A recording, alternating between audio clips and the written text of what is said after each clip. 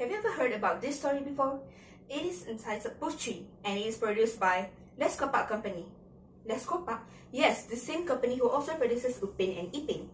But why do they went unnoticed? This is because when managing a project, they ran into financial problems and they are not as popular as Upin and Ipin is. Since the start of the pandemic, almost all of us were affected by it. And that includes new animators and artists in Malaysia. So as Malaysians, we need to help each other, especially these guys, to have stable career and job because they can contribute a lot to our country. I myself actually have several close family members who are actually animators and artists, and they always share their struggle and experience in working in the entertainment industry. Today, I'm going to talk about the problems that these new graduates faces when they wanted to get a job in the animation and art industry, and the benefits that Malaysia will gain if they manage to produce more animators and artists in the future. Let's get started. Now you may be thinking, but Jiji, there's a lot of people who actually study animation and art in their university. Yes, there's a lot of them, but not all of them manage to become animators and artists once they have graduated. Based on the testimony that I've gotten from my family members, there are two reasons why. First of all, fierce competition between new graduates. Because companies usually only reserve limited spaces for these newcomers, they have to compete with each other to actually land a job in the company and secure their places. Other than that, there are a lot of companies out there, but they didn't show any effort or trying hard enough to hire people to come to their company. And when graduates faces this problem, they will either become unemployed, freelancer, which is a very unstable job, or they will still get a job but not related to their field of study at all. So if Malaysia managed to tackle this problem, then we will produce a lot of animators and artists in the future and we can gain a lot of benefits from them. What are the benefits? First of all, fame. Malaysia will get recognized in the entertainment industry. This usually can be done by those who are interns or any animators and artists who work abroad like in Japan or in America. For example, Wan Hazmir Wan Abdul Halim is a game designer who actually implemented roti canai and teh tarik in the video game Final Fantasy 15. So non-Malaysian gamers will be interested in knowing more about Malaysian culture and thus increasing Malaysia's fame. Other than that, Anderson, head of family and learning partnership with YouTube Epic, claims that Malaysia is like a hidden gem and a quiet giant when it comes to animation, as in an article written by Dr. Reed. For example, Upin and Ipin, beloved Malaysian twins, not only capture Malaysian hearts but also Indonesian hearts.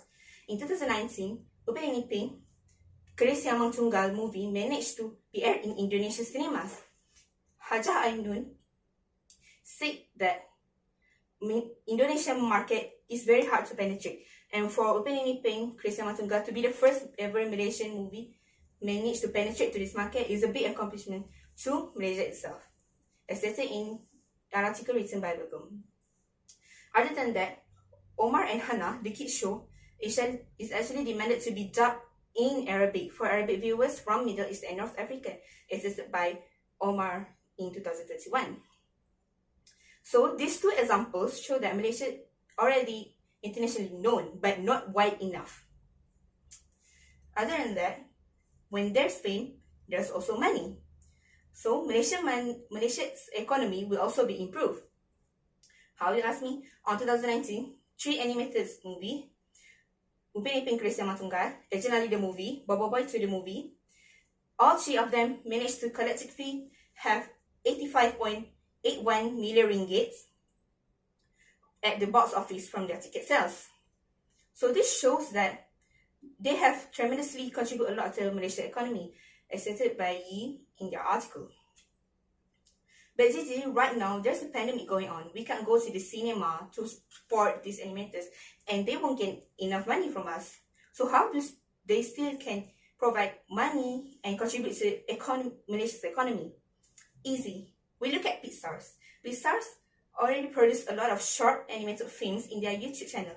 If Malaysian animators, companies, artists manage to do the same, then they still can get money from the views around the world, the total views around the world, and the ad revenue from the YouTube from the YouTube system itself. Lastly, let me pinpoint on the education sector. What is the connection between animators and artists and the education sector? So students nowadays, they are used to technology and they are forced to sit in front of their laptops and study remotely from home. So too much screen time for them have decreased their attention span and made them gradually lose interest in studying. Animators and artists can help them by producing animation-based learning video and visually stunning graphic visuals to help them attract back the student to study more. For example, Hu Wong in their article read that, for example, TED videos, especially those under literature genre, is usually animated videos, and they provide information in a lot of fun way that make the viewers engage in them and make the viewers enjoy learning their content. If animators and artists manage to do the same, then these students not only will be interested in studying again, but they also can be interested and become a push factor for their interest to learn more from the subject of STEM education. Thus, ladies and gentlemen, is why we need to produce more animators and artists in Malaysia. Today, I have talked about the problems on why animators and artists numbers that are decreasing in Malaysia, and the benefits that Malaysia will gain, which is fame, money, and helping the students to study more. I urge all of you to understand and realize by now that Malaysia needs to produce more animators and artists, especially during this pandemic, because they play very crucial roles to help us. Therefore, it means that if Malaysia manage to produce more animators and artists, that means we can be a model country, right?